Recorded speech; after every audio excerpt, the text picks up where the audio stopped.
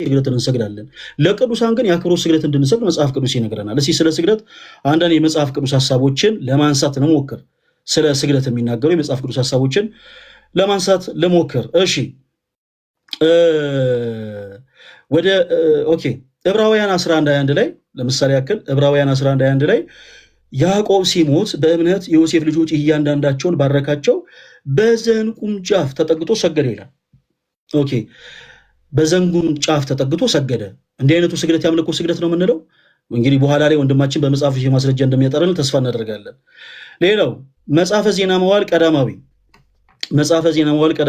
ምዕራፍ 29 ከቁጥር 20 ላይ ዳዊትም ጉባኤውን ሁሉ አምላካችሁ እግዚአብሔርን ባርኩ አላቸው ይላል። ለአምልኮተ እግዚአብሔር የተሰበሰቡ ሰዎችን ዳዊት ለጸሎት አነሳሳቸው። ጉባኤውን ሁሉ አምላካችሁ እግዚአብሔርን ባርኩ አላቸው። ጉባኤውን ሁሉ የአባቶቻቸውን አምላክ እግዚአብሔርን ባረኩ። ከዛስ ራሶቻቸውን ማዘን ብለው ለእግዚአብሔርና ለንጉሱ ሰገዱ ይላል። ይሰማል። ለእግዚአብሔርና ለንጉሱ ሰገዱ። የማነሳቸው ጥቅሶች ምናልባት ለብዙዎቻችሁ አዲስ ሊሆኑ ስለሚችል ጥቅሶቹን ይዛችሁ በደንብ ተመልከቷቸው። መጽሐፈ ሩት ምዕራፍ 2 ከቁጥር 10 ሩት ለቦዔዝ በግንባሯ ተደፍታ ሰገደች ይላል። ሩት ለቦዔዝ በግንባሯ ተደፍታ ሰገደች ይላል። እንዲህ አይነት ስግደት አምልኮ እንለዋለን? ሩት ቦዔዝን አመለከችው ማለት ነው? በጭራሽ። መጽሐፍ ቅዱስ እንደዚህ አይለንም። ይልቁኑ ክብር ለተገባቸው ነገሮች ሁሉ የአክብሮት ስግደት ቅዱሳንስ እንኳን እንደሰገዱ መጽሐፍ ቅዱስ ይናገራል። አብርሃም ለኬጢ ልጆች እንደሰገደ መጽሐፍ ቅዱስ ይነግረናል። ሌሎችንም በጣም ብዙ ጥቅሶች ያሉ አሰልቺ ስለሆነ ሁሉንም ማንበብ በአጭሩ እነዚህን የመጽሐፍ ቅዱስ ሀሳቦች መነሻ አድርገን ስግደት ሁሉ አምልኮ አይደለም። ስግደት ለአምላካችን ለእግዚአብሔር የአምልኮ ስግደትን እንሰግዳለን። ነገር ግን ደግሞ የአክብሮት ስግደትን ክብር ለሚገባው ነገር ሁሉ እንሰግዳለን። ስለ ቅዱሳት ስዕላት ቅድም ስናነሳ ብዙዎቻችሁ እያደመጣችሁ ከነበረ ቅዱሳት ስዕላት የቤተ ክርስቲያን ልሳኖች ናቸው። የቤተ ክርስቲያን ልሳኖች ቋንቋ በሶስት ይከፈላል። አንደኛው ቋንቋ ሊተራል ላንጉጅ ነው፣ አሁን እኛ ቃል በቃል የምናወራበት። ሁለተኛው ቋንቋ የምልክት ቋንቋ ነው። ቤተክርስቲያናችን በምልክት ጭምር ሰብካለች። ለምሳሌ እኔ ዛሬ ነጠላ አድርጌ የመጣሁት እንዲያምርብኝ ፈልጌ ሳይሆን በምልክት ቤተክርስቲያን ስለምትሰብክ ነው። ሶስተኛው ቋንቋ ደግሞ ስዕላዊ ቋንቋ ነው። በስዕላዊ ቋንቋ ቤተክርስቲያናችን ትሰብካለች፣ ገላጭ በሆነ ቋንቋ ማለት ነው። በቤተክርስቲያናችን ውስጥ የምትመለከቷቸው ስዕላቶች በአጠቃላይ መጽሐፍ ቅዱስን መሰረት ያደረጉ ስዕላቶች ናቸው። በመጽሐፍ ቅዱስ ላይ የተቀመጠውን ሀሳብ ገላጭውን የተቀመጡ ማለት ነው። ስለዚህ ቤተክርስቲያናችን ስዕላዊ በሆነም ቋንቋ ጭምር የክርስቶስ ኢየሱስን ወንጌል የክርስቶስ ኢየሱስን ቃል ትሰብካለች። የክርስቶስ ኢየሱስ ቃል ክብር አለው ወይስ የለውም? ያለው። ስለዚህ ክብር ላለው ለኢየሱስ ክርስቶስ ቃል እኛ ክርስቲያኖች የአክብሮት ስግደትን እንሰግዳለን። ለምሳሌ ለክርስቶስ ኢየሱስ መስቀል የምንሰግደው ስግደት የአምልኮ ስግደት አይደለም። ለመስቀሉ የምንሰግደው የአክብሮት ስግደት ነው። አንዳንድ ጊዜ እንዲህ ስናደርግ አንዳንዶች ከፊት ለፊት ያለው ነገር ብቻ ነው የሚመለከቱት። አንድ ምሳሌ ላንሳላችሁ። ለምሳሌ የማቴዎስ ወንጌል ምዕራፍ 9ን የምታስታውሱ ከሆነ 12 ዓመት ደም ሲፈሳት የነበረች አንድ ሴት የጌታችን የኢየሱስ ክርስቶስን የልብሱን ጫፍ የልብሱን ዘርፍ ነበር የነካቸው። ያቺ ሴት የኢየሱስ ክርስቶስ የልብሱን ዘርፍ የነካቸው ኢየሱስን ረስቶ አይደለም። የልብሱን ጨርቅ እንኳ የነካቸው ኢየሱስ ክርስቶስን አምና ነው። እኛም ኢየሱስ ክርስቶስን አምነን ኦፍኮርስ ለመስቀሉ ክብር እንሰጣለን፣ የአክብሮት ስግደትን እንሰግዳለን። አዎ እኛ በክርስቶስ ኢየሱስ አምነን ለቅዱሳት ስዕላት የአክብሮት ስግደትን እንሰግዳለን። ለምን? ቋንቋዎች ናቸው፣ የቤተ ክርስቲያን ልሳኖች ናቸው። በቋንቋ ወንጌል ይሰበካልና። ቅድም እንዳልኳችሁ ለምሳሌ ትንቢተ ዳንኤል ምዕራፍ 7 ገልጣችሁ ስትመለከቱ በጣም የሚደንቅ ሀሳብን እናገኛለን። ትንቢተ ዳንኤል ምዕራፍ 7 ላንብብላችሁ ከ13 እስከ 14 ድረስ። በቤተክርስቲያናችን የአብ የወልድ የመንፈስ ቅዱስን የተቀደሱ ስዕላቶች ተመልክታችሁ ሊሆን ይችላል ክርስቲያኖች። አንዳንዶች ደግሞ በድፍረት ኦርቶዶክሳውያን እንዴት የስላሴን ስዕል ይስላሉ ብለው ሲናገሩ ሰምታችሁ ሊሆን ይችላል። ቅድም እንዳልኳችሁ ስዕላት የፎቶግራፍ አገልግሎት የላቸውም። ይሄ ይወላችሁ ስላሴ ነው እያለች ቤተክርስቲያን አይደለም የምታሰበው። እዚህ ጋር የምታዩት ቅዱስ ሚካኤል ነው ብላ የፎቶግራፍ አገልግሎት እየሰጠች አይደለም። ቅዱሳት ስዕላት ገላጮች ናቸው ብያቸዋለሁ። የስላሴ ስዕል ለምሳሌ ከየት ነው የመጣ ነው? እስኪ የመጽሐፍ ቅዱስ አንድ ማስረጃ እናንሳ። መጽሐፍ ቅዱስ መሰረት ካለን ትንቢተ ዳንኤል ምዕራፍ 7 ከቁጥር 13 እስከ 14። ፕሮቴስታንት ወንድሞቻችን የምትወያየው ወንድማችን የምሰጣቸውን ጥቅሶች በደንብ እየጻፋችሁ ያዟቸው ፕሊስ፣ ለብዙዎቻችሁ አዲስ ስለሆኑ ማለት ነው። ትንቢተ ዳንኤል ምዕራፍ 7 ከ13 እስከ 14 እንደዚህ ይላል። በሌሊት ራእይ አየሁ፣ እነሆም የሰው ልጅ የሚመስል ከሰማይ ደመናት ጋር መጣ፣ በዘመናት ወደ ሸመገለው ደረሰ ይላል። በዘመናት የሸመገለ ማን ነው ስንል ደግሞ ከዛ በፊት ከ9 እስከ 10 ያብራረዋል። እንደውም ከቁጥር 7 ጀምሮ ሁላችሁ ብታነቡት ደስ ይለኛል። እንደዚህ ይላል፣ ዙፋኖችም እስኪዘረጉ ድረስ አየው፣ በዘመናት የሸመገለውም ተቀመጠ። በቤተክርስቲያናችን የሚሳሉ የትሪኒቲ ስዕላት ከተመለከታችሁ ፀጉራቸው ነጭ ሆኖ እንደ አረጋውያን ተደርገው እንደ ሸመገለ ሰው ሆኖ ይሳላሉ። እንደ ሸመገለ ሰው ሆኖ እንደ አረጋውያን እንደ አዛውንት ሆኖ ይሳላሉ። ከየት መጣ ነው? መጽሐፍ ቅዱስ የመሰረታለን ክርስቲያኖች ሁላችሁም በደንብ ተከታተሉ። ትንቢተ ዳንኤል ምዕራፍ 7 ከ9 ጀምሮ እንደዚህ ይላል፣ ዙፋኖች እስኪዘረጉ ድረስ አየው፣ በዘመናት የሸመገለው ተቀመጠ፣ ልብሱም እንደ በረዶ ነጭ፣ የራስ ጠጉሩ እንደ ጥሩ ጥጥ ነበር ይላል። ከዛስ ዙፋኑም የእሳት ነበልባል ነበረ። ይሄንን እያነበብኩ የእኛን ስዕል ማየት በቂ ነው በነገራችን ላይ። እሺ ዙፋኑም የእሳት ነበልባል ነበረ፣ መንኮራኩሮቹም የሚነድ እሳት ነበሩ። የእሳት ፈሳሽ ከፊቱ ይፈልቅ ይወጣ ነበረ፣ ሺህ ጊዜ ሺህ ያገለግሉት ነበረ እያለ ክፍሉ ይቀጥላል። በቤተክርስቲያናችን ይሄንን ዳንኤል በራእይ የተመለከተውን ይህንን የሥላሴ ሚስጥር ቅድስት ቤተክርስቲያናችን ገላጭ በሆነ መልኩ በቅዱሳት ስዕላት ታሰብራለች፣ ልሳኖቿ ስለሆኑ ማለት ነው። አንድ ቅድም ወንድማችን ሲያነሳ የነበረውን ሀሳብ ልንገራችሁ። በጣም በተደጋጋሚ የኪሩቤል ስዕላት ናቸው የተሳሉት። የኪሩቤል ስዕላት ደግሞ 4 መልክ ብቻ የነበራቸው 4 ገጽታ። ሌሎቹ ከየት መጡ የሚል ሀሳብ ሲናገር ነበረ። ለምሳሌ የሚካኤልን ከየት አይተን ሳለን? አሁን የአብ የወልድ መንፈስ ቅዱስን ስዕላት ከየት አይተን ሳለን? የእናታችን የቅድስት ድንግል ማርያምን ስዕላቶች ከየት አይተን ሳለን? እሺ ወደ ቀርቦ ነገር እንመለስ። እሺ ዘጸአት ምዕራፍ 25 ከቁጥር 18 ላይ ስንመለከት ለምሳሌ አምላካችን እግዚአብሔር 2 ኪሩቤል ከተቀጠቀጠ ወርቅ ስራ ብሎ ካዘዘ በኋላ የታዘዘው ሰው ኪሩቤል መላእክቶች ተገልጠውለት ሳለ የሚል ሀሳብ የለም። አያችሁ፣ ስዕላት አገልግሎታቸው ገላጭ ስለሆነ ገላጭ አድርጎ በክንፍ በተለያዩ ነገሮች አድርጎ ክፍሉ ይናገራል። በደንብ ገጸ ንባቡ ከስር ገላጭ አድርጎ የኪሩቤል መላእክትን ስዕላቶች እንደሳለ እንመለከታለን። አንደኛ ነገሥት ምዕራፍ 6 ከቁጥር 27 እስከ 29 ድረስ ስትመለከቱ በቤቱ ግንብ ሁሉ ዙሪያ የኪሩቤል መላእክቶች ስዕላቶች እንደተሳሉ እንመለከታለን። የኪሩቤል ስዕላቶችን ስዕላት ከየት አይቶ ሳለ ይሄ ሰው? የኪሩቤል ስዕላትን የመላእክቶቹን ስዕላት በቤተ መቅደስ ውስጥ በውስጥ ብቻ ሳይሆን በውጭም ጭምር እንዲህ ሲል የታዘዘው ይህ ሰው የኪሩቤል ስዕላቶችን ከየት አይቶ ሳለ? የኪሩቤል መላእክት ተገልጠውለት መጽሐፍ ቅዱስ እንደዛ ይሉ። የኪሩቤል መላእክት ተገልጠውለት ኪሩቤልን እያያቸው አንዴ ክንፋችሁን ዘርጉልኝ እያላቸው ክንፋቸውን እየዘረጉለት ከዛ አንዴ ወደ ግራ አንዴ ወደ ቀኝ ዙሩ እያላቸው ሳለ የሚል ሀሳብ መጽሐፍ ቅዱስ አይናገርም። ብዙዎች ዘንድ ያለው ሀሳቤ ልክ እንደዛ ስለሆነ ማለት ነው። ስዕላት አገልግሎታቸው ገላጭነት ስለሆነ ገላጭ አድርጎ ነው ያስቀምጣቸው። በቤተክርስቲያናችን ዛሬም ድረስ ያሉ የመጽሐፍ ቅዱስ ሀሳቦች በአጠቃላይ ገላጭ ተደርገው ይቀመጣሉ። ለምሳሌ በቤተክርስቲያናችን ውስጥ ገቡ ቅዱስ ጳውሎስ በሰይፍ ሲቀላ የሚያሳይ ስዕል አድኖ እንመለከታለን። ከስሩ ቅዱስ ጳውሎስ በሰይፍ እንደተቀላ ብሎ ይቀመጣል። ገላጭ ስለሆነ ማለት ነው። በሐዋርያት ሥራ ላይ የኢየሱስ ክርስቶስን ስም በሰፊው የሰበከው በቤተክርስቲያናችን ብርሃነ ዓለም ተብሎ የሚጠራው ቅዱስ ጳውሎስ በሰይፍ እንደተቀላ ክፍሉ ይናገራል። በመጽሐፍ ቅዱስ ላይ የተቀመጠውን ሀሳብ ቅድስት ቤተክርስቲያናችን ስለ የቦነ ገላጭነት ታሰምርበታለች።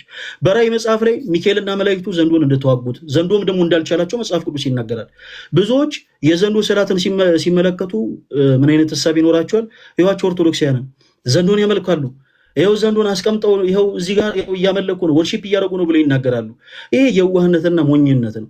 ይልቁኑ በመጽሐፍ ቅዱሳችን ውስጥ ሁላችሁም በደባ እንዳምጡ በራእይ መጽሐፍ እንደተነገረ ሚካኤልና መላእክቱ ከዘንዱ ጋር ተዋጉ፣ ዘንዱም አልቻላቸውም፣ ሚካኤልና መላእክቱም አሸነፉት የተባለውን ሀሳብ ቅዱስ ቤተክርስቲያናችን ገላጭ በሆነ መልኩ ሰላይ በሆነ ገላጭነት ታስቀምጧለች። ከዛ እስከ ስር ቅዱስ ሚካኤልና መላእክቱ ዘንዶን እንዳሸነፉት ተብሎ ይቀመጣል። እንደ እየተባለ ማለት ነው። በቤተክርስቲያናችን ቅዱሳት ስዕላት የገላጭነት ስራ ስለሆነ ያላቸው እነዚህ ስዕላት የቤተክርስቲያናችን ልሳኖች ናቸው፣ ዊች ሚንስ ቃሎች ናቸው። ስለዚህ ለክርስቶስ ቃል ደግሞ እኛ ክርስቲያኖች ክብር እንሰጣለን። ሌላው አንድ አጭር ምሳሌ ልስጥና ላጠቃለን።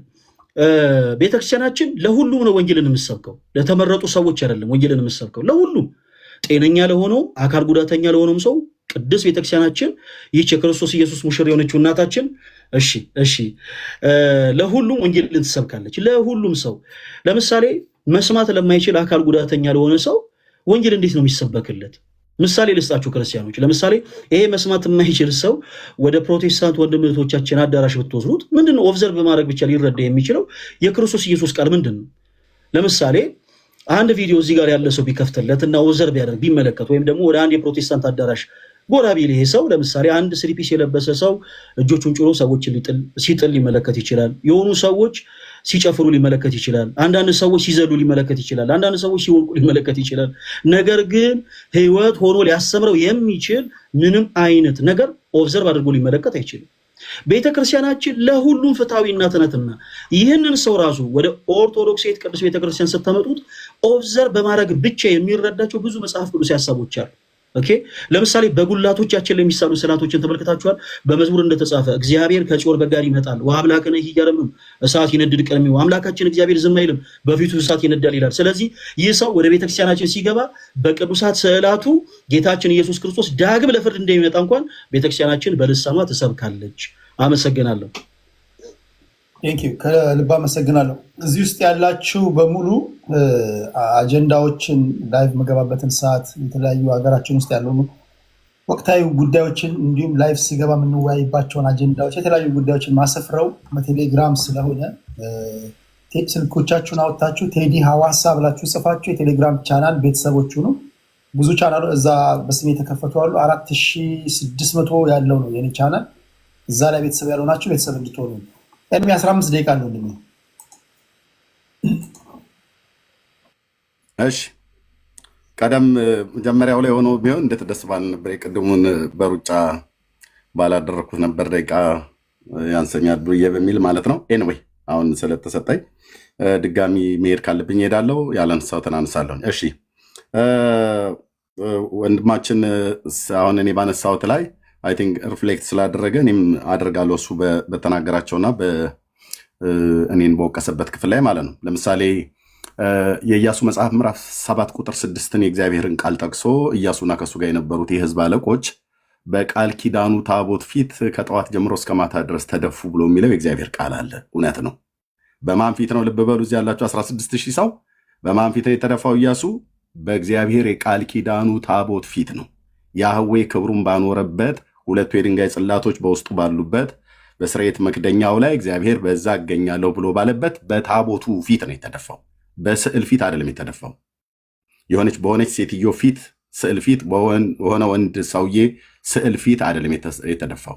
እንደ እግዚአብሔር ቃል በታዘዘውና ሙሴ ከተራራ ላይ ሕግን ተቀብሎ ለባስልኤል ነገረው። በባስልኤልና በኤልያብ እጅ በተቀረጸው እግዚአብሔር ይሰራ ወርዱ ይሄን ያህል 1 ክንድ ተኩል፣ ቁመቱ 1 ክንድ ተኩል፣ ስፋቱና ርዝመቱ ደግሞ 2 ክንድ ተኩል በሆነው በእግዚአብሔር ቃል ኪዳን ታቦት ላይ ራሱ እግዚአብሔር ስለነበረበት ኢያሱም ይሄ በተደረገበት ሰዓት ላይ በህይወት የነበረ ነው። ከተራራው ላይ ሙሴ ሲወርድ ከተራራ ግርጌ ነበረ። ይህን ስርዓት ይህንን ህግ ተቀብሎ ከሲና ከተራራ ላይ ሲወርድ ኢያሱ የነዌ ልጅ ከባሪያው ከሙሴ ጋር ነበር። ባስልኤልን የሚያውቀዋል ሲሰራ፣ ኤልያብን የሚያውቀዋል። ይሄ ስርዓት አዲስ አይደለም። የሆነ ባዕድ ቅርጽ ስር ሄዶ እንደተደፋ አድርጌ እንደተናገርኩ አድርጎ ነው ቅድም ሲናገር የነበረው። እኔ ግን ልናገር ከአምላኬ ከእግዚአብሔር ቃል ላይ ማለት ነው። እሱ በታቦት ፊት ተደፋ ብሎ ያለውን እርኩስ ነው ብለሃል ነው ያለኝ። እኔ አላልኩም እንደዛ። ታቦት እርኩስ፣ የእግዚአብሔር የቃል ኪዳኑ ታቦት ብሉይ ኪዳን ላይ የነበረው እርኩስ አይደለም። እዛ ብሉይ ኪዳን ላይ ይቀረጹ ብሎ ያላቸው ነገሮች እግዚአብሔር በሙሉ እርኩሶች አይደሉም፣ ቅዱሳት ናቸው። እንደውም ቅዱሳትም እንዲሆኑ በዘጸአት መጽሐፍ ምዕራፍ 30 ላይ በተጻፈው በእግዚአብሔር ቃል መሰረት የተሰራ ቅብአ ዘይት አለ። በዛ ዘይት እየተቀቡ ቅድስተ ቅዱሳን ሆነዋል። ኦኬ ያያቸው ሁሉ ይቀደሳል። ማነው የነካቸው ሁሉ ይቀደሳል። ደግሞ ያያቸውም ሁሉ የእግዚአብሔር መቅሰፍት በሱም ላይ አርፎ የማይመለከተው የማይገባው ሰው ካየ ይሞታሉ። እኔ እነዚህን ታቦትን እርኩስ ነው ብዬ አላልኩም። እኔ ያልኩት የትኛው ነው? በዘዳግም መጽሐፍ ምዕራፍ 27 ቁጥር 15 ላይ እግዚአብሔር የአምላካችን ቃል ኤርምያስ መጽሐፍ ቅዱስን አላነበበም ብሎ አለ። እንግዲህ ይኸው እንግዲህ እንዳነበብና እንዳላነበብን እንዳላነበበ ህዝቡ ይዳኝ። ኦኬ ዘዳግም መጽሐፍ ምዕራፍ 27 ቁጥር 5 ላይ የአምላካችን የእግዚአብሔር ቃል እንደዚህ ይላል። ቁጥር 15 ላይ በእግዚአብሔር ዘንድ የተጠላ የሰራተኛ እጅ ስራን የተቀረጸን ወይንም ቀልጦ የተሰራን ምስል የሚያደርግ በስውርም የሚያቆም ሰው እርጉም ይሁን። ህዝቡም ሁሉ መልሰው አሜን ይላሉ ይላል። በሌላ ቀን እንደው እግረ መንገዴን ጥሪ ያቀርብልሃለሁ። የብሉይ ኪዳን አሰሳን ወይ አዲስ ኪዳን አሰሳን ፈለገ ከእንደገና ከአንተ ጋር የቅዱሳት መጽሐፍትን ማን እንዳጠና፣ ማን እንዳነበበ፣ ማን እንደማያውቅ እግረ መንገዴ እኔ በዚሁ እልሃለሁ ማለት ነው። የቅዱሳት መጽሐፍት እንዴት እንደሚፈታ ስናፈታት ጭምር ማለት ነው። በደንብ እናያለን። እግረ መንገዴ ማለት እኔ በዘዳግም 27 15 ላይ የአምላካችን የእግዚአብሔር ቃል ደግሜ ያነባዋለሁ። በእግዚአብሔር ዘንድ የተጠላ የሰራተኛን እጅ ስራን የተቀረጸ ወይንም ቀልጦ የተሰራን ምስል የሚያደርግ በስውርም የሚያቆም ሰው እርጉም ይሁን፣ ህዝቡም አሜን ይበሉ ይላል። ህዝቡም አሜን ይበሉ። ኦኬ። ስለዚህ በዚህ ቃል መሰረት እግዚአብሔር የተቀረጸን ምስል በሴት በወንድ መልክ የተሰራን ማናቸውንም እሱ እንዲሰራ ከፈቀደው ውጪ በእነዚህ በሁለት አባቶች በተለይ ኤልያብና ባስልኤል ጻፉ። ኤልያብና ባስልኤል በዘጸአት መጽሐፍ ምዕራፍ 31 እስከ ዘጸአት 37 ድረስ ስማቸውን ታገኟቸዋለች። እስከ 40 ድረስ ማለት ነው። ከዘጸአት 31 ጀምሮ በሙሉ ታገኟቸዋለች። እስከ ዘጸአት 40 ምዕራፍ ስላለው እስከዛ ክፍል ድረስ የሰሯቸውን እያንዳንዱን ታቦቱን፣ መቅረዙን፣ የህብስት ገበታውን፣ የዕጣን መሰዊያውን እንደዚሁም የመታጠቢያውን ሰን፣ የነሐሱን መሰዊያ፣ የሚግብ ጭልፋውን፣ ምንቸቱን፣ ሜንጦውን በሙሉ የሊቀ ካህኑን ልብስ እነዚህን ሁሉ ጭምር የሰሩት እግዚአብሔር ባዘዘው መሰረት ሰርተዋል። ስዕል ግን ስለዋል አንድም ቦታ ላይ የሳሉት የለም። አንድም ቦታ ላይ በኋላ ጥያቄው ላይ እንገናኛለን። ጥያቄ ግን ለጥያቄ ደቂቃ እንዳታሰንስብን ቴድዬ፣ እንደው በመድኃኒዓለም ለጥያቄ ደቂቃ እንዳያንስብን፣ እንደዚህ ሩጫ እንዳይሆን ማለት ነው። ኦኬ። አንድም ቦታ ላይ ስዕል የሳሉት የለም። አሁን በኢትዮጵያ ኦርቶዶክስና በካቶሊክ እንደሚደረገው አንድም ቦታ ላይ አይደለም በክርስቶስ ቤተክርስቲያን በብሉይ ኪዳን በኦሪታውያን አይደለም በክርስቶስ ቤተክርስቲያን ታሪክ ውስጥ የለም። በሮሜ፣ በገላትያ፣ በኤፌሶን፣ በሰምርኔስ፣ በሰርዴስ፣ በፊላደልፊያ፣ በሎዶቅያ፣ በአኪያ፣ በጴርጋሞን በተለያዩ የክርስቶስ አብያተ ክርስቲያናት ላይ አሁን ካቶሊክና ኦርቶዶክሳውያን እንደሚያደርጉት ካቶሊካውያን አሁን እዚህ ስለሌሉ ኦኬ፣ እዚህ ውይይቱ ላይ ስለሌለ እነ ወንድማችን ፈለገ እንደሚያደርጉት የኢትዮጵያ ኦርቶዶክስ ክርስቲያን እንደምታደርገው በሴት በወንድ መልክ የተቀረጸንና የተሳለን ስዕል በሴት በወንድ የተሳለን ስዕል አቁሞ ዕጣን የሚያጥን ስዕል የሚሰግድላቸው ለስዕሏ ስገዱ ያልሰገደ ከቆመበት ስፍራ ይጥፋ ብሎ የሚል እንዲህ አይነት እርግማን ያስተላለፉ አንድም የክርስቶስ አብያተ ክርስቲያናት ታሪክ ውስጥ የለም። ካለ እዚህ ያሳየኛል። 16,000 ሰው ፊት ማለት ነው። ኦኬ። ኦሪታውያኑም እንደዚህ ተከልክለዋል። ይኸው እግዚአብሔር ሲናገር ቅረጹ ብሎ ያለው እሱ ታቦቱንና ሌሎቹን ቅረጹ ብሎ ያዘዘው በእነዚህ አባቶች በኩል አዟል። በሙሴ በኩል አዘ። እነዚህ አባቶች የሰሩት ኤልያብና ባስልኤል ሰሩት። በኋላም ደግሞ በሰለሞን ዘመነ መንግስት ደግሞ ጥበበኞች የሆኑትን አኑሮ እግዚአብሔር ተሰራ ማለት ነው።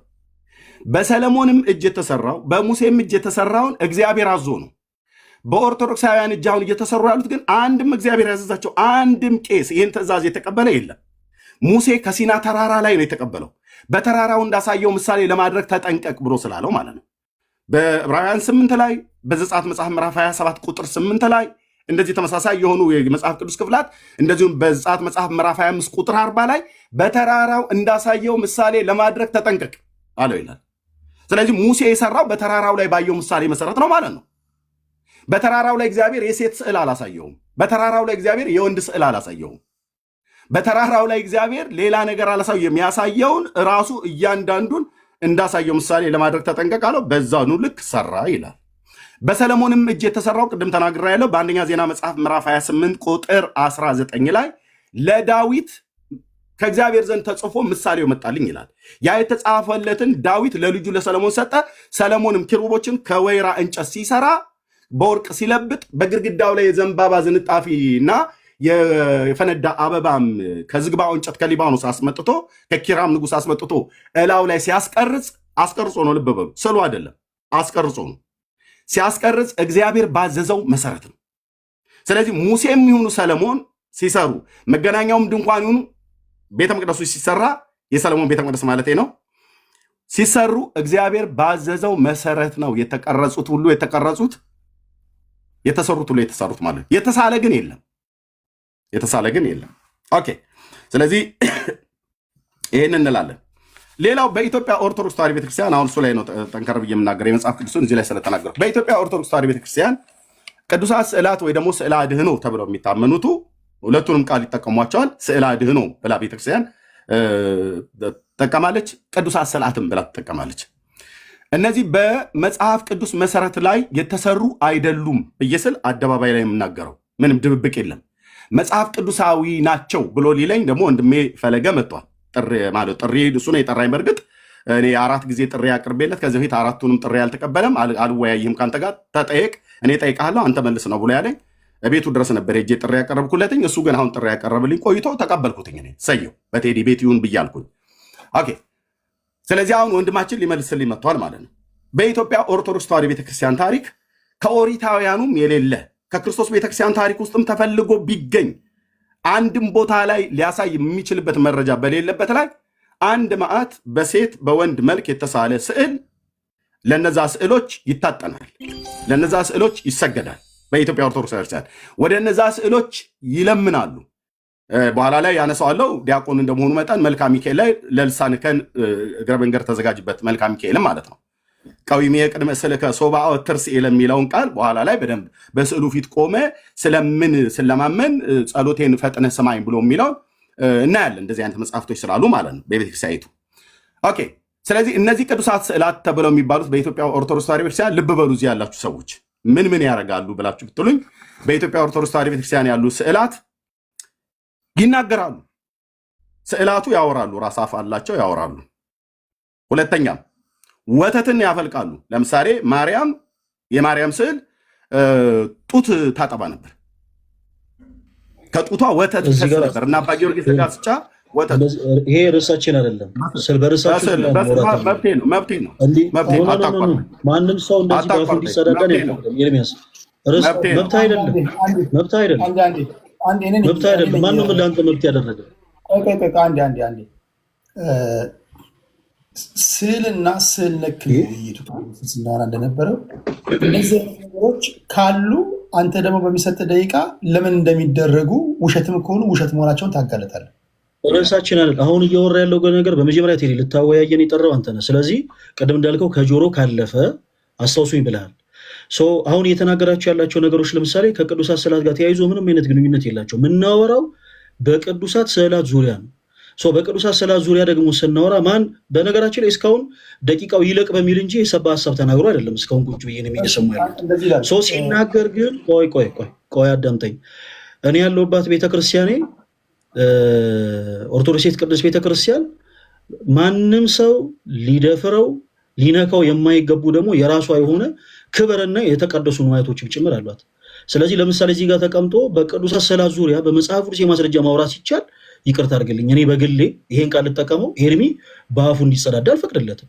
እሱ ደስ ያለው ለምሳሌ ምሳሌ ልስጥ። ለምሳሌ እኔ ይኸው በየቸርቾቻቸው እንደዚህ እያደረጉ እኔ ቃሉን አልናገረው ምሳሌ ነው የምሰጠው።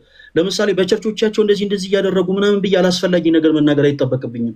ለእኔ ላይ መስለኝ ይችላል። እሱ ካመመንበት ይሶ የእኛ ርዕሳችን ስለ ቅዱሳት ስዕላት ነው። ደግሞ እንዳይወራ ንገረው።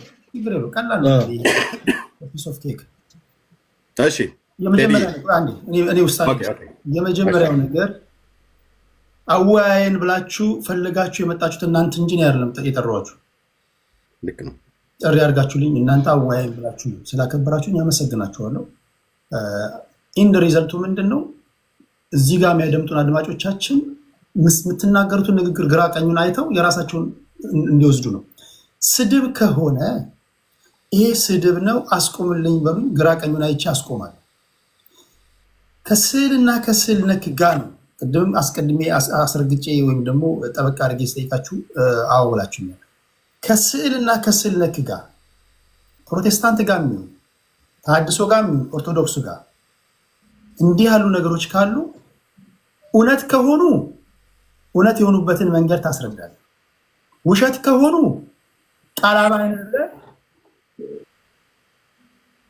ቃላባይነት ኬታ መጣኸው ብለው እዚህ ባለ ህዝብ ፊት አዋርደዋለን። ስለዚህ ያለ ነገር እስከሆነ ድረስ ጉዳዩ ወሬዎቹ በሙሉ ከስዕልና ከስዕል ጋር እስከሆነ ድረስ ሜዳውም ይኸው ፈረሱም ይኸው። ስለ ቅዱሳት ስዕላት ስናወራ ቴዲ በመጀመሪያ አወያዩን ብላችሁ የመጣችሁት እናንተ ናችሁ። ኦፍኮርስ በዛው ልክ ደግሞ ያልሆኑ ነገሮች ሲናገሩ ደግሞ አንድ ሰው ከጆሮ ካለፈ ፕሊስ ጣልቃ ገብታችሁ ደግሞ አስታውሱኛል እኮ አንተ። ስለዚህ ይህን መግባባት አለብን በመጀመሪያ።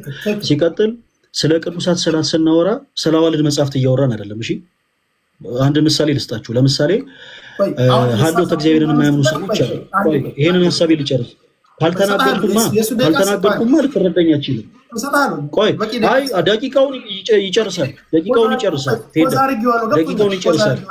አሁን እሱ ሲናገር ደቂቃውን ይጨርሳል።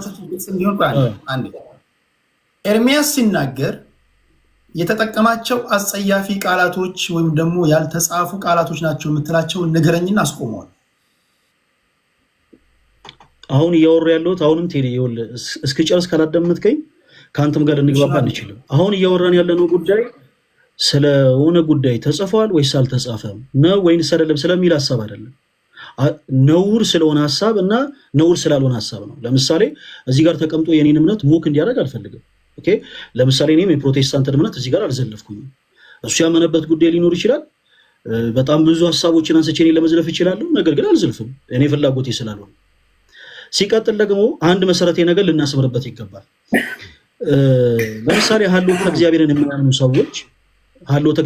ሰዎች እግዚአብሔር አለ ብለው የማያምኑ ሰዎች ሙሴ ቀይ ባህርን ከፈለ ብለህ ብታወራቸው ይሄ ለነሱ ተረት ተረት ነው። በመጀመሪያ ቀርመን መወየት ያለብን ያ ምንድን ነው? ማይክን ሚውት አድርገውና ጣልቃ ትግባ። በዚህ አይነት ሁኔታ ልንግባባ እንችላለን። ልጨርስ። አሁን ቴድ አሁን ለሁለተኛ ጊዜ እያቋረጥከኝ ነው።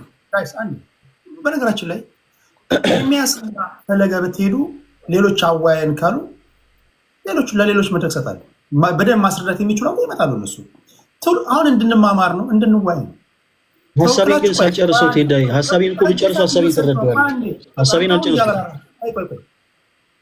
የተጻፈ ነገር እስከሆነ ድረስ ስዕልና ስዕል ነክ ነገር መጠቀም መብት አለ።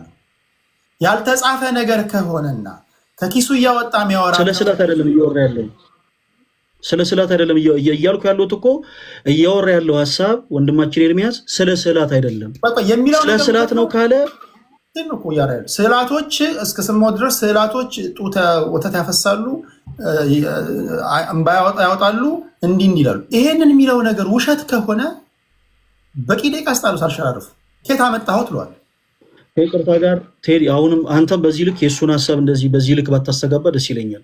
አንተ ጋር ስንመጣ ፍትሃዊ ሆነ እንድታወያየን እንጂ የአንድን ሀሳብ ይዘህ ወገንተኛ እንድትሆን ነገር ንገረኝ። አሁን ሲቀጥል ደግሞ አንድ ጊዜ እኔ ሀሳቤ ልጨርስ እኮ ቱ ፖይንት ሀሳቤ ልጨርስ። አንተ እኮ አንድ ጊዜ ስትለኝ ጸጥ ብሎ እንድታደምጠኝ እኮ ስናገር አዳምጡኝ ፕሊስ እባካችሁን። እያወራን ያለነው ሀሳብ ስለምንድን ነው? በመጀመሪያ እያወራን ያለነው ሀሳብ ስለምንድን ነው? ስለ ቅዱሳት ስዕላት ነው። ስለ ቅዱሳት ስዕላት እያወራን ወደ ሌላ ርዕስ ሽፍት ማድረግ ኢስናት ሪሊ ነሰሰሪ። አሁን በሚያወራበት ሀሳብ ወንድማችን ኤርሚያስ ማውራት የሚፈልግ ከሆነ እኔ ያለው ኦኬ፣ በማንኛውም ማስረጃ ነው ያወራዋለሁ። አሁን ግን ስነ ስርዓቱን ይዞ የጀመረውን ሀሳብ ይጨርስ። እያወራን ያለነው ስለ ቅዱሳት ስዕላት ነው። ስለ ቅዱሳት ስዕላት አውርቶ ይጨርስ። ከዛ ውጭ ስላለው ሀሳብ ግን እኔ ያለው ነገም ከፈለገ ከነገ ወዲያም ከፈለገ በየትኛውም ሀሳብ ኤርሚያስን እስኪ በቃው በመጽሐፍ ቅዱስ ማስረጃ ያወራል። እስኪ በቃ አጸያፊ ንግግር ከሆኑ ከጆሮ ያመለጡ አጸያፊ ንግግሮች ከሆኑ አንሚዩት አድርገ ይሄን ቃል አጸያፊ ስለሆነ አስቁምልኝ እንዳይደግሞ ከልክልልኝ ለማለት ነው እንጂ ትንተና ለመስጠት አይደለም። በተረፈ ውይይታችን ስዕልና ስዕል ነክ ነገሮች ላይ ስለሆነ የተጻፈ ነገር እስከሆነ ድረስ እየዘላበደም ከሆነ እየዘላበድክ ነው ትለዋል። እውነትም ከሆነ ደግሞ እሱ ሲናገር ታደምጠውና ለምን እንደዛ የሆነበትን መንገድ ታስረዳለህ። አለቀ። ስለዚህ ይሄ ልለፍ ባኬንድ ፎርዝ እንዳይሆን ኤርሚያስ 6 ደቂቃ ላይ ያቆምኩ ፖዝ ያደረኩ ያቆምኩን ቀጥል። በተረፈ ግን አካሄድ ሌላ ካል እሱም አካሄድ የተባባልን አድማጭ ተመልካቾቻችን ማግኘት ያለባቸውን ሰዓት አካሄድ ብሎ ይሄን አንድ ደቂቃ ነው ረም ቴዲዬ ፌር ነው ብለህ ካልከኝ እሄዳለሁ። ለምሳሌ የአካሄዱን ዴፊኒሽን አስቀምጥኩላችሁ። አካሄድ የምትሉኝ አጸያፊ ንግግር ከሰማችሁ ከጆሮዬ ካመለጠ እንዳስቆምላችሁ ለትንታኔ አይደለም። አንተ ጠይቅልኝ። ያለ መረጃ የተናገርኩት ነገር ካለ አስቁሞኛል። ያለ መረጃ የተናገርኩት ነገር ካለ ጠይቅልኝ። ተናገር አልኩህ እኮ ገና በጥያቄና መልስ እኮ ተገናኘን። በቃ ኦኬ። ስለዚህ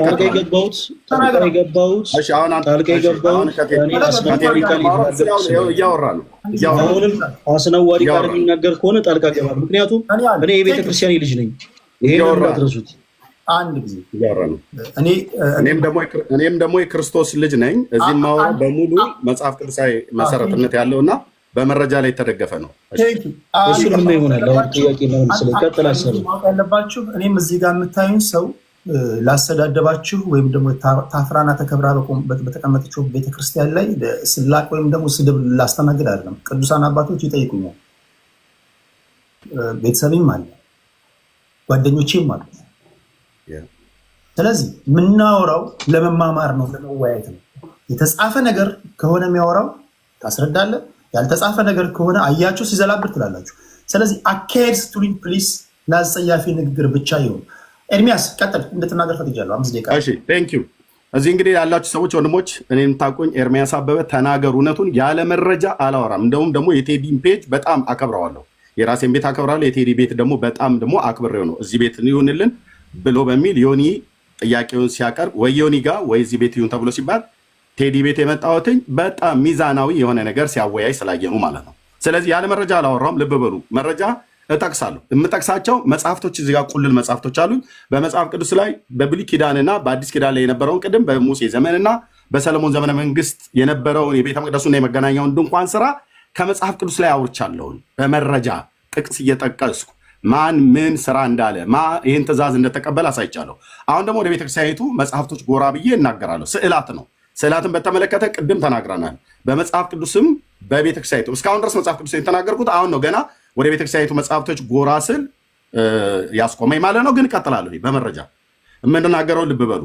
በአባ ጊዮርጊስ ዘጋስጫ ገድል ላይ ገጽ 46 ምዕራፍ 4 ላይ በገጽ 46 ላይ በተጻፈው የማርያም ስዕል አባ ጊዮርጊስ ዘጋስጫ ሄዶ ከስዕሏ ሲጠባ ወተት ወጣና ጠባ አረካችው ይላል።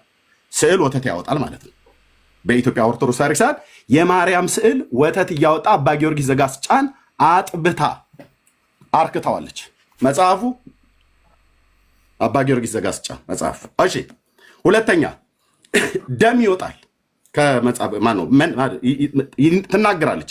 የማርያም ስዕል ሌሎችም ስዕሎች ሁሉ እሷ ብቻ ሳይሆን የሌሎችም ሁሉ ጭምር ትናገራለች። ለምሳሌ በታምረ ማርያም ታምር 111 ቁጥር 6 ላይ በኢየሩሳሌም ባለው ግብፃውያንና እንደዚሁም የሮም ሰዎች መጥተው በሚናገሩበት እዛ ቦታ ላይ በሚሰግዱበት ሰዓት ላይ ያለ ጫማቸው ኢትዮጵያውያን ሲገቡ እናንተ ኢትዮጵያውያን ደፋሮች ናችሁ፣ እንዴት በጫማችሁ ገባችሁ ብላ ታምረ ማርያም ታምር 111ኛው ታምር ቁጥር 6 ላይ ይናገራል። የማርያም ስዕል ይናገራል ማለት ነው። እሺ፣ እንደዚሁም በታምረ ማርያም 31 14ም ላይ እንደዚሁ አሁንም የማርያም ስዕል ይናገራል። ትወደኛለህ እያለች ማለት ነው። ድንግልናህን ጠብቅልኝ፣ ለእኔ ሚስት ካገባህ እቀናለሁ ብላ ስዕሏ አውርተዋለች። በቤተ ክርስቲያኒቱ መጽሐፍቶች አንድ አይደለም 2 3 4 5 መጽሐፍቶች የተጻፈ ነው የማወራው። ሄደ አንተ ቤት ያለ መረጃ አላወራም። ራሴን ቤት ያለ መረጃ አላወራም። እኔ ምን ሞኝ ነው? እኔ እኮ የወንጌል አማኝ ነኝ። እኔ እኮ ፈሪሃ እግዚአብሔር ነኝ። ኢየሱስ ክርስቶስን ጌታዬና መድኃኒቴ አድርጌ ያመንኩ ነኝ። የእኔም ቤተክርስቲያን የትኛውንም ወንጌላውያን ስዕላትንና የሚባሉ መጽሐፍቶች ካሉ የእኛን ጉድ ማውጣት ትችላለህ። እኔ የተጻፈ መጽሐፍትን ይዤ መጽሐፍቶቻችሁን ይዤ ነው የማወራው፣ በቤተክርስቲያናችሁ መጽሐፍት ማለት ነው። ስለዚህ ታምር 31 14 ላይ ትናገራለች። ታምር 111 ቁጥር 6 ላይ ትናገራለች። ለአባ ጊዮርጊስ ዘጋስጫ ከጡቷ ጡት ወተት አጥብተዋለች ይላል። ፍርድን ተናግራ ሰውን ትገላለች። የማርያም ስዕል ታምር 35 ቁጥር 36 ላይ በታምረ ማርያም መጽሐፍት ማለት ነው። ይህም ብቻ አይደለም። ሽንኩርት ሸቶኛል ብላ ማንች ክርስቶስ ሰምራ የምትባለዋን ነጭ ሽንኩርት በልታ ወደ ማርያም ስዕል ሄዳ ስትስማት የበላሹ ሽንኩርት ሸቶኛልና ከእኔ ወግጂ ብላ እጇን ከስዕሉ ላይ አውጥታ ክርስቶስ ሰምራን ገፍታታለች ይላል። ይኸው መጽሐፍ ትናገራለች ማለት ነው። ሽንኩርት የበላው ይሸታታል። ገድለ ክርስቶስ ሰምራ። ይህም ብቻ አይደለም። በገድለ መርቆሬዎስ ላይ ገጽ 36 ማለት ነው። ገድለ መርቆሬዎስ ገጽ 36 ላይ የገደለው ሰው ንጉሱን ስዕሉ ነው ሄዶ የገደለው። የንጉሱ ስም እንደዚህ ይላል።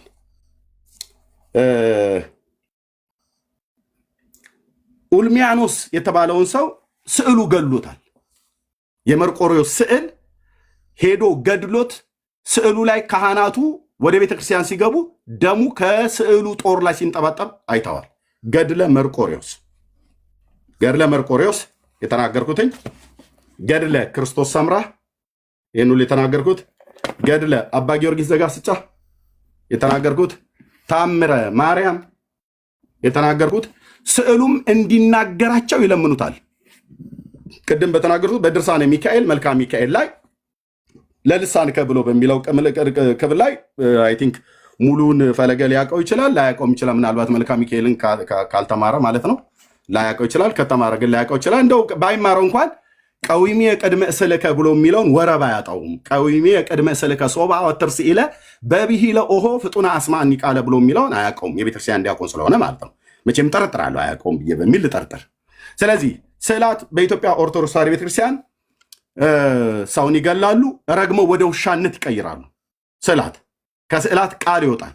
ስዕላት ድንግልናህን ንጽህናን ጠብቅልኝ፣ የምታገባ ከሆነ እቀን አለው መልኬን ታይና ትረዳ ዘንድ እሺ መልኬን ታይና ትረዳ ዘንድ በዚህ ያለው ብላ ያነጋግራሉ። ስዕላት ማለት ነው። እነሱም ያነጋግሯቸዋል፣ ስዕሎቹ ያነጋግሩናል ብለው ነው ብለው የሚሉት። ስዕሎቹም ያነጋግሯቸዋል። ስዕሎቹ ሰው ይገላሉ፣ ስዕሎቹ ወተት ያፈልቃሉ፣ ስዕሎቹ ደም ያወጣሉ፣ ስዕሎቹ ወዝ ያወጣሉ። ወዝ የሰውነታቸው ይሄ ላበት ማለት ነው ያወጣል። እነዚህ ስዕላትን እንደሚናገሩ ስለሚያምኑ ነው ቀዊሜ ቅድመ እስልከ ሶባ አወትርስ ኢለ ብሎ ያሉት ማለት ነው። ስለዚህ ስዕላት በኢትዮጵያ ኦርቶዶክስ ተዋሕዶ ቤተክርስቲያን ሲያጥኑላቸው፣ ሲሰግዱላቸው፣ ወደ እነሱ ሲማጸኑ ወንድሞች እናቶች በስዕላቱ ይናገራሉ ብለው ያምናሉ። መናገር ብቻ አይደለም፣ ስዕላቱ ከበሮ ሲመታ ከካህናት ጋር ያሸበሽባሉ ይላሉ። መርቆሪዎስ ላይ ሰሜን ሸዋ ስዕላቱ ይዘላሉ፣ ከበሮም ሲመታ ያሸበሽባሉ፣ እልል ይላሉ ብቻ ነው ያላሉን። መናገር የቻሉ ስዕሎች እልል የማይሉበት ምክንያት እሱ ምናልባት ወደፊት ልናየው እንችላለን። እየቆዩ እልል ሊሉ ይችላሉ፣ አይታወቅም። ግን እንደሚያሸበሽቡ ከበሮ ሲመታ በየመሐሌቱ እንደሚዘሉ ይሄንን ፈለገ ዲናይ አያደርገውም። እኔ ቤተክርስቲያኒቱ ዲያቆን የነበርኩ ሰው ነኝ። ዲናይ አያደርገውም። ስለዚህ በቤተክርስቲያኒቱ መጽሐፍቶች ላይ የተጻፈን ነው። ይሄው ቴዲ ያሳየው እነዚህ ሁሉ መጽሐፍቶች አሁን ያወራሁትኝ ነገርን ይናገራሉ። ስለዚህ ስለ ቅዱሳት ስዕላት ነው የማወራው። አርዕስቱን አልለቀኩም። ስዕላት በኦርቶዶክስ ተዋሕዶ ቤተክርስቲያን እንዲህና እንደዛ ያደርጋሉ ብለው የሚል አስተምሮት አላቸው ማለት ነው። ኦኬ ደቂቃ ያለቀ ወይስ 30 ሰከንድ አለ? በቃ ይቅር ቴዲ። ቴንኪው በጣም አመሰግናለሁ። ከልብ አመሰግናለሁ። እዚህ ውስጥ ያላችሁ 18,000 ሰዎች ይሄ ውይይት አጀንዳውን ሌሎች የላይቭ ፕሮግራሞችን ማሳወቅበት ከኔ ጋር የምትገናኙበት ወቅታዊ የሀገራችንን ነባራዊ ሁኔታ ሚዛኑን በጠበቀ መንገድ የምታዩበት የቴሌግራም ቻናል ቴዲ ሐዋሳ ነው። ጽፋችሁ እዛ ላይ ገቡ። 4600 ያለው ነው። የፌኩ ላይ እንዳትገቡ። ስልኮቻችሁን አወጣችሁ ቴሌግራም ላይ ቴዲ ሐዋሳ እያላችሁ ቤተሰብ እንድትሆኑ ይሁን። በሌሎች ፕሮግራሞች ላይቭ እና አጀንዳዎችንም ወቅታዊ ዜናዎችንም ለመከታተል እንዲረዳችሁ ማለት ነው። በፖለቲካዊ ውይይት ይሄን አይደለም እንደዚህ ይሄንን አይደለም እኔ ዩቲዩብ ላይ እንደዚህ አይነት ይሄን አልጭነውም። በፖለቲካዊ ውይይት ላይ ግን ሌሎች እንግዶችም ሲመጡ ዩቲዩብ ላይ ማድረጋቸውን በቴሌግራም ላይ ሼር አደርግላችኋለሁ እንድታገኙት። ቴዲ ሐዋሳ የቴሌግራም ቻናል ቤተሰብ ሁኑ። 4640 ቤተሰቦች ያሉበት ማለት ነው። ፈሌ 15 ደቂቃ አለ። ያንተ ነው ደቂቃው። ጥያቄ ነው አይደለም? እሺ ሁለታችሁም ተናግራችኋል። አሁን የጥያቄው ሁላችሁም በጉጉት የምትጠብቁት ትንሽ ከበድ ሊል የሚችለው ዙር ይሄ ነው። የጥያቄና መልስ ጊዜ ነው የሚሆነው። የጀመረው ፈለገ ስለሆንክ በመጀመሪያ እኔ መስመሩን አስይዘዋለሁ። ማን ይጠይቅ ቀድሞ? ኤርሚያስ አንተ? እሱ ነው የሚቀጥለው። እሺ ፈለገ ትጠይቀዋለህ። ከስዕልና ከስዕል ነክ ጋር የተያዙ ማንኛውንም ጥያቄ ትጠይቀዋለህ። አንተ የምታውቀውን ታውቃለህ። ጥያቄ ስጠይቀው ይሄን አብራራልኝ ብሎ ይጠይቀሃል። ኤርሚያስ ከማብራራት ውጭ አማራጭ የለህም። በተራው ይጠይቀሃል። በተራው ሲጠይቅ ኤርሚያስ ፈለገ ከማብራራት ውጭ አማራጭ የላችሁም። ለምንድነው ይሄን የምለው? ወደ ክርክር እንዳንሄድ ማለት ነው። ባክ ኤንድ ፎርዝ እንዳይሆን ማለት ነው። እንዲህ እናደርጋለን። አድማጭ ተመልካቾቻችን ፍንትው ያለ ነገር እንድታገኙ ስለፈለኩኝ ነው ይሄን ማደርገው። ፈለገ ስለዚህ ለጥያቄና መልስ ትጠይቀውና ትመዘግባለህ። ትጠይቀውና ትመዘግባለህ 2 ወይ 3 ደቂቃ። ከዛ እሱ ባልመለሳቸው ጉዳዮች ላይ ይሄ ነው ብለህ ማብራሪያ ትሰጣለህ። ከዛ ኤርሚያስ ደግሞ አንተ ላብራራኸው ምላሽ ይሰጣል፣ ትንታኔ ይሰጥና እሱ ደግሞ በተራው ይጠይቃል። ከዛ የእሱን ጥያቄ ኤርሚያስ ይመልሳል። ከመለስ ካልመለስክ እሱ ይመልስና አንተ ደግሞ በአንተን ተንተርሶ ስለሆነ ማብራሪያ የሰጠው ማብራሪያ ትሰጣለህ። ከዛ ወደ ጥያቄ እንሄዳለን። ወደ ኤርሚያስ ተናገር ነው ማለት ነው። ገብቷችኋል? እንደዛ ነው የምናደርገው። አንድ ጊዜ ልድገመው አጠር አድርጌ። ፈለገ ትጠይቀዋለህ፣ ኤርሚያስ ይመልሳል። ከዛ ምላሾቹ ትክክል ከሆኑ ትክክል ካልሆኑ ማብራሪያ ትሰጣለህ። አድማጭ ተመልካች ይፈርዳል። ኤርሚያስ ትጠይቃለህ፣ ፈለገ ትመልሳለህ። ከመለሰ መለሰ ነው፣ ካልመለሰ ደግሞ ያልመለሰበትን ማብራሪያ ትሰጣለህ። እንደዛ ነው የምናደርገው። ፌር ነው። ስንት ደቂቃ ነው? ስንት ደቂቃ ላድርገው? 10 8 አይ 8 አለ። እኔ ከ15 እስከ 20 ፈለገ በደንብ ሰፊ ነው። ኧረ 10 ደቂቃ በቂ ነው። የቅድም ድምፁ የሱ ተሰምቷል። ከ15 እስከ 20 ደቂቃ ነው ይፈልጋለሁ ለጥያቄ። ዋናው እዚህ ላይ 10 ደቂቃ በላይ ብዙ መዛዛት ነው። በጣም ይሰለቻል። 15 ደቂቃ አድርገውና ችግር የለውም። ቀደም 15 ደቂቃ በመጀመሪያ ላይ 8 ደቂቃ ተናግረናል አይደል? 15 ደቂቃ በቃ 15 መጀመሪያ ላይ 8 ከዛ 15 እንዳታስጀምረው አስተስማማንም እንዳታስጀምረው የኔ ሀሳብ ይሰማ። ቆይ በመጀመሪያ 8 ደቂቃ ከዛ 15 ደቂቃ ሰጠህን አይደል? 23 ደቂቃ አወራን አይደል? ቀደም እሱ 15 ደቂቃ ሁን ብዬ ስለው 10 ደቂቃ ይሁን ብሎኛል። እኔ ከ15 እስከ 20 ደቂቃ ለጥያቄ 15 ካነሳ 15 ካልሆነ 20 ደቂቃ ስጠን። እኔ ፈለገን እፈልገዋለሁ ብዙ የምጠይቀው ጥያቄ ስላለኝ ማለት ኦኬ። በ15 ተስማሙ። 15 እስከ 20 ደቂቃ ስጠን። እሱም ቀጥል፣ ከ15 እስከ 20 ደቂቃ ቀጥል። ስለዚህ ከ15 እስከ 20 ማለት 15 ወይ 16 ማለት ነው። ስለዚህ 15 ደቂቃ ላይ አንተ ከፈለግ በ8 ደቂቃ ተጠቅመህ ማቆም መብት ነው። የግድ ይችላል። 15 ደግሞ የሚጠቀም 15 ይጠቀማል። አድማጭ ተመልካቾች እንዴት ነው? እውቀት እያገኛችሁ ነው? ስንት እንተው ፈንቶ ሰማን፣ ስንት ነገር ሰማን። ይሄ የተከበረ ነገር ነው። ይሄ የህይወት ጉዳይ ነው። አይ ዶንት ኖ ወይ ወደ ዘላለማዊ ህይወት ትሄዳለህ ወይ ወደ ዘላለማዊ ሞት ትሄዳለህ ነው ነገሩ። መንፈሳዊ ሰዎች እንደዛ ነው የሚሉት። ተስፋ አደርጋለሁ ቁም ነገር እያገኛችሁ እንደሆነ። ታፕ አድርጉ፣ ኮፒ ሊንክ ሼር አድርጉ። ቴዲ ሐዋሳ ቴሌግራም ቤተሰብ መሆናችሁን እንዳትረሱ። ፈለገ 15 ደቂቃ አለ። እሺ መልካም። ጥያቄን ከመጀመሪያ በፊት እንግዲህ እግዚአብሔር የተመሰገነ ይሁን። በአጭሩ በሰላት ዙሪያ ላይ የተለያዩ ሀሳቦችን የሚያቀርቡ ሰዎች በአጠቃላይ ምንም አይነት መጽሐፍ ቅዱስ የመሰረት እንደሌላቸው ወንድማችን ኤርሚያስ አንዱ ትልቁ ማሳያ ነው። ስለ ቅዱሳት ሰላት መጽሐፍ ቅዱሳዊ ናቸው ወይንስ አይደሉም ብለን የጀመርነው ያው ብራዘር ስለ ገላት ነበር ሲሆን የነበረው። ስለ ገላት በኦርቶዶክስ ያረዳድ የምንማራቸው ትምህርቶች እንጂ ከፕሮቴስታንት ወንድሞቻችን የምንለይባቸው ሀሳቦች ያሉ። የኛ የሃይማኖት መመስረቻችን መጽሐፍ ቅዱስ ነው። ስለዚህ እኔ ማስረጃ የምንሰጠውን በመጽሐፍ ቅዱስ ሀሳቦች ነው፣ መልስ የምንሰጠውን በመጽሐፍ ቅዱስ ጥያቄዎች ብቻ ነው። እሺ ወንድማችን ኤርሚያስ ዌልካም። እሺ ስዕላት መጽሐፍ ቅዱስ ናቸው ወይስ አይደሉም? አጭር መልስ ቶሎ በል። አይደሉም። እግዚአብሔር ያዘዘው ትእዛዝ አይደሉም። እሺ ስዕላት ኢንጀነራል መጽሐፍ ቅዱስ አይደሉም። እዚህ ጋር በእጅ ያዝኩት መጽሐፍ አዲሱ መደበኛ ትርጉም መጽሐፍ ቅዱስ ነው። እዚህ ፊት ለፊት ምን ይታያል? መስቀል እኮ የመስቀል ምን የመስቀል ስዕል ማለት ነው። ምስል። ኦኬ ጥሩ። ስዕላት መጽሐፍ ቅዱስ ናቸው ወይስ አይደሉም? አይደሉም። አይደሉም። እዚህ ጋር የምን ስዕል ይታያል? የመስቀል ስዕል የኢትዮጵያ መጽሐፍ ቅዱስ ማህበር ያስቀምጠው። የኢትዮጵያ መጽሐፍ ቅዱስ ማህበር ያስቀመጠው ብቻ ሳይሆን የፕሮቴስታንት ወንድምቶቻችን አምነውበት የተቀመጠ ነው። ኦኬ ፕሮቴስታንቶች ሳያምኑበት የኢትዮጵያ መጽሐፍ ቅዱስ ማህበር ያስቀመጠው ነገር የለም። እግዚአብሔር አይደለም ያስቀመጠው። እኔ እግዚአብሔር አስቀምጦታል አላልኩም። ጥያቄን ብቻ መልስልኝ። እንድታብራራ አልፈቀድኩልህ። እዚህ ጋር የምን ስዕል አለ? ይሄ እዚህ ጋር የምን ስዕል አለ? መልስልኝ ዝም ብለህ ፕሊዝ። ደግሜ ነግሬሃለሁ። የመስቀል ምስል ወይ ደግሞ የመስቀል ፎቶ አለበት። ይሄን ስዕል ማነው ሳሉ ያላችሁ? ማነው ሳሉ ያላችሁ? የኢትዮጵያ መጽሐፍ ቅዱስ ማህበር ነው የሚሰራው። እስኪ ያለበትን ማስረጃ አሳየኝ እስቲ። የኢትዮጵያ መጽሐፍ ቅዱስ ማህበር እዚህ ጋር ሳሉ ላይ ያዘዘበትን እስቲ ማስረጃ። መጽሐፍ ቅዱስን አታሚዎቹ ጥያቄ ማነው ሳሉ ያላችሁ? ጥያቄ ማነው ሳሉ ያላችሁ? ብራዘር እየመለስኩልህ ነው። ተሰማኸኝ? እሺ መልስልኝ። እየመለስኩልህ እንደሆነ ግን በደንብ ህዝቡ እያየ ነው። ይሄን እየገደለ ነው። ቶሎ እኔ እየመለስኩልህ ነው። የኢትዮጵያ መጽሐፍ ቅዱስ ማህበር ነው መስቀል ያስቀመጠው። እኛ አይደለም ያስቀመጥነው። ማነው ሳሉ ያላችሁ ነበር ጥያቄ። መልስ የለም። እሺ ይሄንን ስልክ የታፋቱን ይሰራል። የኦርቶዶክስ ተዋሕዶ ቤተክርስቲያን የካቶሊክና ወንጌላውያን የኢትዮጵያ መጽሐፍ ቅዱስ ማህበርን ይሄ የ66 መጽሐፍ ነው። ለመመለስ ጥያቄን አዳምጠኝ። ሰዓት አትግደልብኝ። ጥያቄን አዳምጠኝ። ፈለገ አንዴ በጣም ነው ማከብራችሁ፣ መወዳችሁ ታውቃላችሁ፣ የሁለታችሁን እምነት ተከታዮች። ይሄ ግን አድማጭ ተመልካቾቻችንን ያከበረ ነገር አይደለም። ቅድም እንዳልኩት ጠይቀው ከዛ በኋላ ከመለሰ እሰየው፣ ካልመለሰ ደግሞ አንተ ታብራራለህ። ይጠይቀሃል።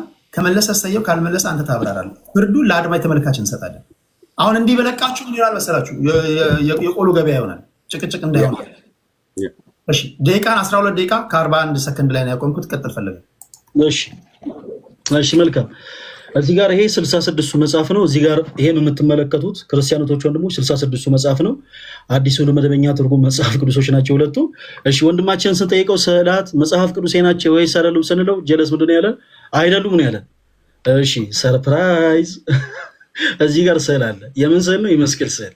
ሌላ መጽሐፍ ቅዱስ እዚህ ጋርም ሌላ አይነት ቅርጽ፣ ሌላ አይነት ስዕል አለ። የምን ስዕል ነው? የመስቀል ስዕል። እሺ ከዛ በኋላ ወንድማችንን ቤት ሄዳችሁ ላይ ብላይ ስዕላት መጽሐፍ ቅዱሴ ናቸው ወይስ አይደሉም ስትሉት ጀለስ የሚልሰው መልስ ምንድን ነው? ስዕላት መጽሐፍ ቅዱሴ አይደሉም። እሺ ይሄንን ስዕል ማን ነው ሳሉ ያላችሁ? ሂያቭ ኖ አይዲያ። ከየት አምጥተን የሳልከው? ሂያቭ ኖ አይዲያ። ምንም አይነት መጽሐፍ ቅዱሴ መሰረት የለውም።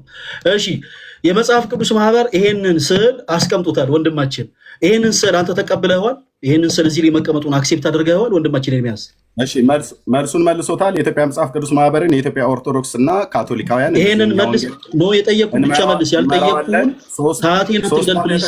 ያልጠየቁን በሞረት ጊዜያት ይመሩታል። አንተ አይደለም እኛ ደቂቃውን ያዘው፣ ደቂቃውን ያዘው ወንድማችን ቴዲ ደቂቃውን ያዘው።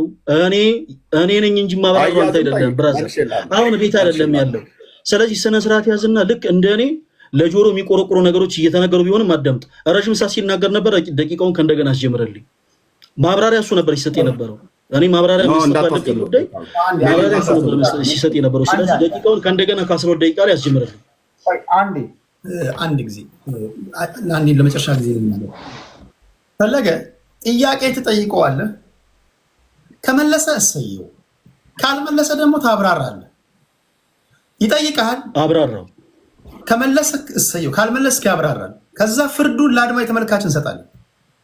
አሁን መልስ። ይሄ ምንድነው? እንደዚህ ባክ ኤንድ ፎርት ጥያቄን እየወለደ ሌላ ጥያቄ በኔ ደቂቃ ገብቶ እያብራራ ነበር ቴዲ። በኔ ደቂቃ ገብቶ እያብራራ ነበር። አረዝም በል እስካሁን የነበረው አይ ነው እያብራራ ነበር። አሁን ከ12 ደቂቃ ጀምረን። እሺ በደንብ አድርገህ አዳምጠኝ። ይሄንን ስል ተቀበለው ወይስ አልተቀበልከውም ኤርሚያስ? የኢትዮጵያ መጽሐፍ ቅዱስ ማህበር ስላስቀመጠው መጽሐፉ እጄ ላይ አለ። ሁሉም መጽሐፍ አንተ የምትለው መጽሐፍ እጄ ላይ ስላለ ምኑን የተቀበልኩት? የኢትዮጵያ ኦርቶዶክስ ክርስቲያናት ሶስቱ አብያተ ክርስቲያናት በኢትዮጵያ መጽሐፍ ቅዱስ ማህበር ስላተሙ ተቀብየዋለሁ። አዎ እግዚአብሔር ግን አይደለም። ይሄ ስል መጽሐፍ ቅዱስ ነው ወይስ አይደለም? እግዚአብሔር አይደለም። ይሄ ስል መጽሐፍ ቅዱሳዊ ነው ወይስ አይደለም? ጥያቄ አይደለም። መጽሐፍ ቅዱስ አይደለም። መልካም አይደለም።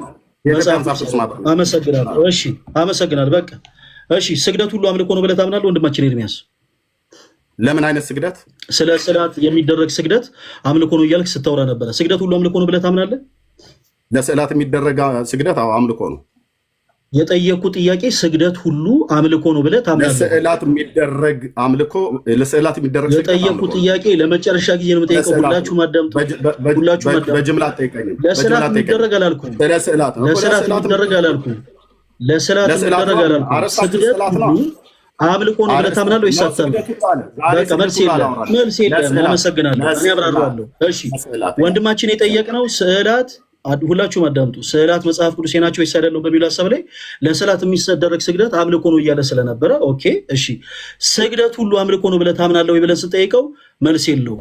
አጭርና ግልጽ መልስ የለውም። ምንም አይነት መጽሐፍ ቅዱስ ማስረጃ ማልሰጠን ስግደት ሁሉ አምልኮ ነው የሚል ማስረጃ የለውም። እሺ ዕጣን ማይጠን አምልኮ ነው ብለህ ታምናለህ ወንድማችን? ዕጣን ማጠን አምልኮ ነው ስትል ነበረ። ዕጣን ማጠን አምልኮ ነው ብለህ ታምናለህ? የጠየቁን ጥያቄ ብቻ መልስ። ዕጣን ማይጠን አምልኮ ነው ብለህ ታምናለህ ወይ? አምልኮ ነው አምልኮ ማለት ያለብህ አምልኮ ነው ታምናለህ? በመደዳ እኮ ነው የምታወራው። ዕጣን ማይጠን በቃ እኔ ጠየቁ። ዕጣን ማጠን አምልኮ ነው ብለህ ታምናለህ? ለማን የሚታጠን? ዕጣን ማጠን ለማን የሚታጠን? ለምሳሌ ለማን ሲታጠን ታውቃለህ? እናንተ ፕሮቴስታንቶች ለምን ታጥናላችሁ? ለምሳሌ ታጥናላችሁ። እናንተ ለስዕል ታጥናላችሁ። እሺ ፕሮቴስታንቶች ታጥናላችሁ? አናጥንም። ስለዚህ ስለማይጠንት ብቻ ነው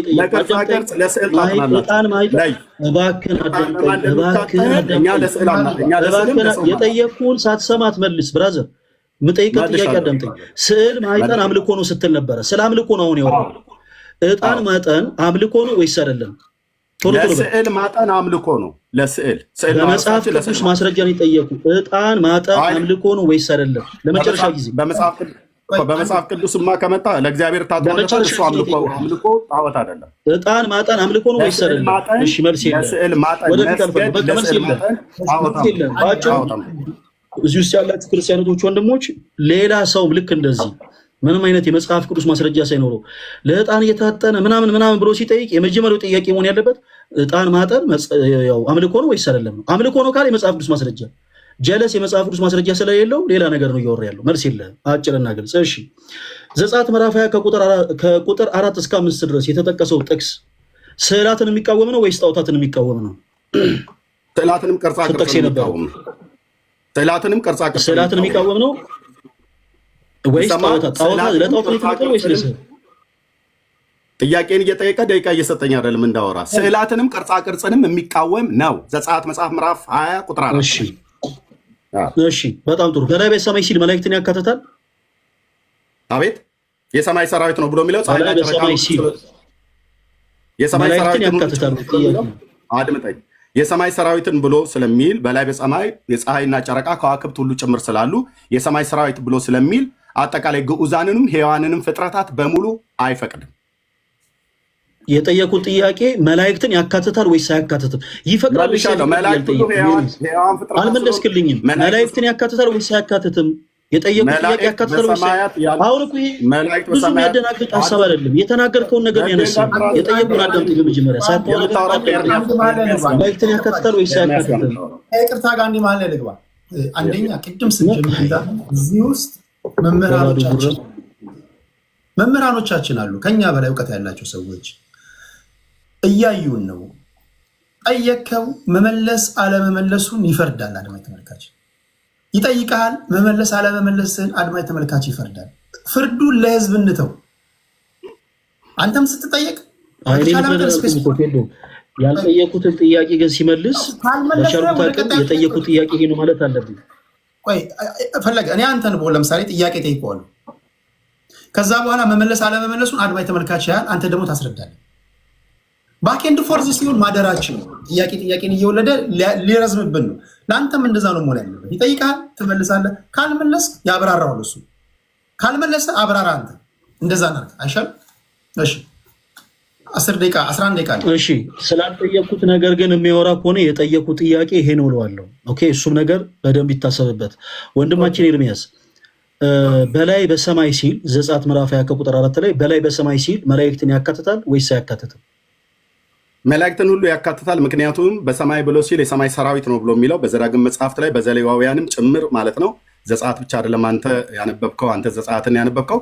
ይህ የሰማይ ሰራዊት ተብሎ የተባለው ፀሐይና ጨረቃ፣ ከዋክብት፣ እንደዚሁም ሕያዋን ፍጥረታት መላእክት ሁሉ ጭምር ያካትታል። ሁላችሁም አዳምጣችኋል፣ ተመልሶልኛል።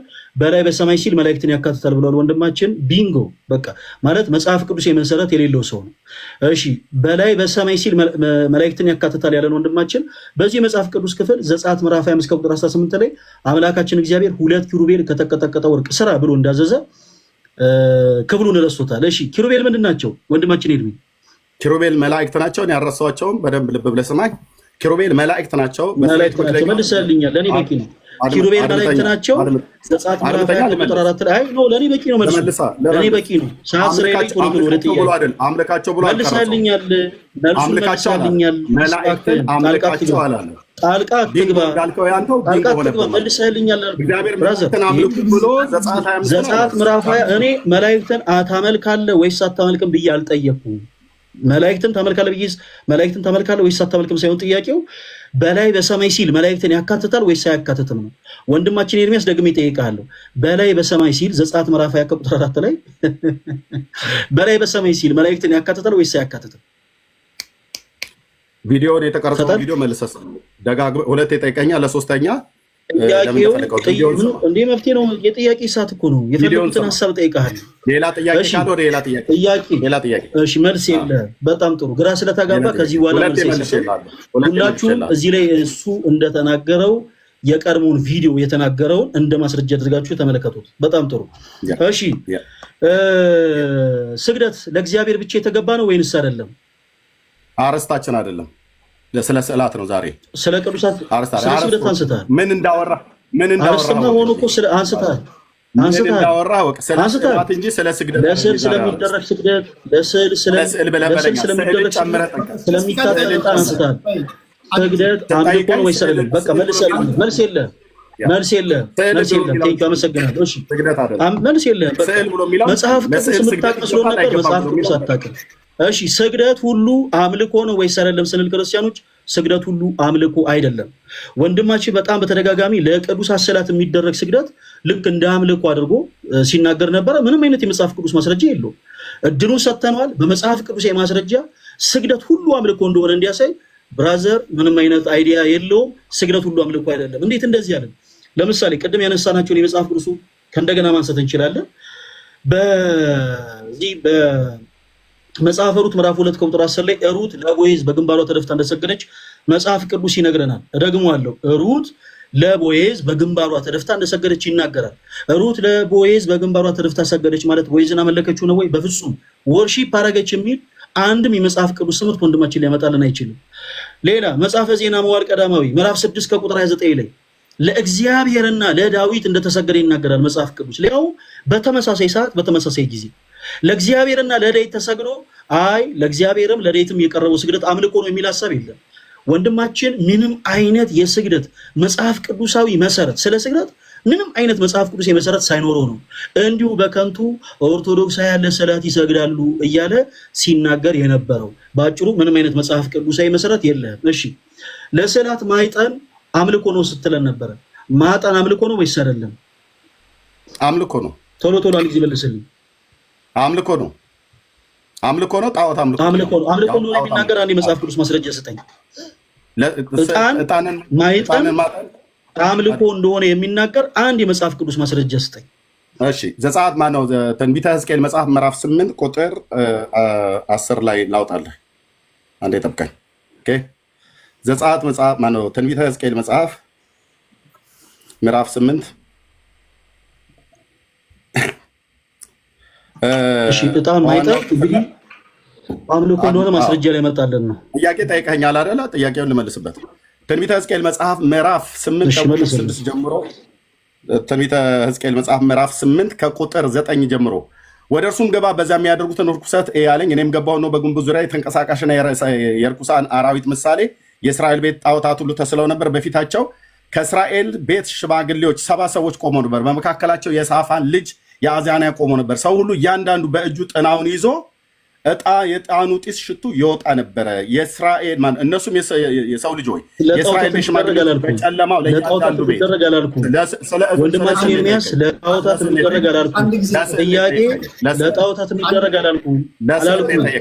ስለጣዖታት አላነሳንም። እኛ ስለ ጣዖታት ድምፅ ከሰማችሁ አንዳንድ ፈለገ ጠየቀው፣ ከፈለገ አጣሞ ይመልስ፣ ቀጥ አድርጎ ይመልስ። ከዛ ደግሞ አንተ ታብራራለህ። በቂ ደቂቃ ስታል ይጨርስ። ሰዓቴን እኔ መጠቀም አለብኝ። ተጣለ እኮ አልኩ እኮ ታብራራለህ። እሺ ጨርስ ኤርሚ። የቀን ጥያቄ ኤርሚ ያስመልስ።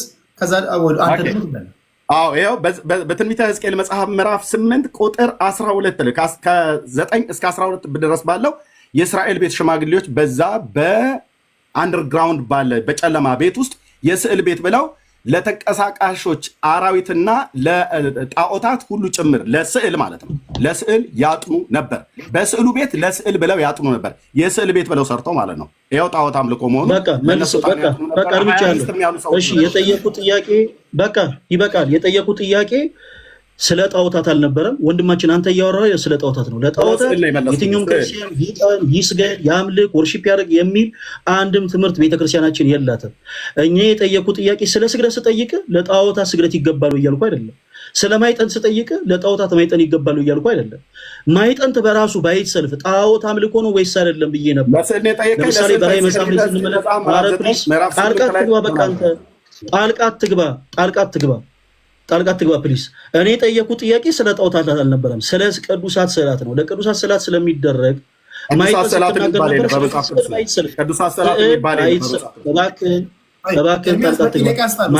በራሱ ጣዖት አምልኮ እንደሆነ ነበር ማስረጃ ልሰጥ የሚፈልገው። እሺ ሌላው ስዕላት ጣዖታት ናቸው ብለህ ታምናለህ አይደለም? አዎ የእግዚአብሔር ቃል ይላል። በጣም ጥሩ።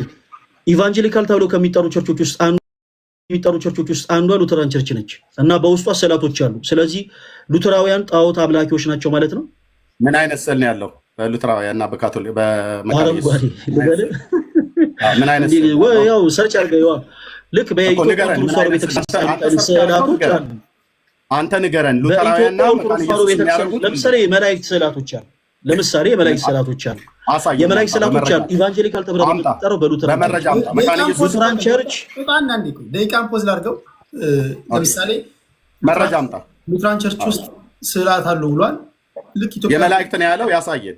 ኢትዮጵያ ኦርቶዶክስ ተዋሕዶ ቤተክርስቲያን ውስጥ እንዳለው አይነት ስዕል አለ ብሏል። እስኪ ስዕሉን አሳየን። የሉተራና የመካነ ኢየሱስ አሳየን። ጻፊ ይዟል። እሺ ፖዝ አድርገው። እሺ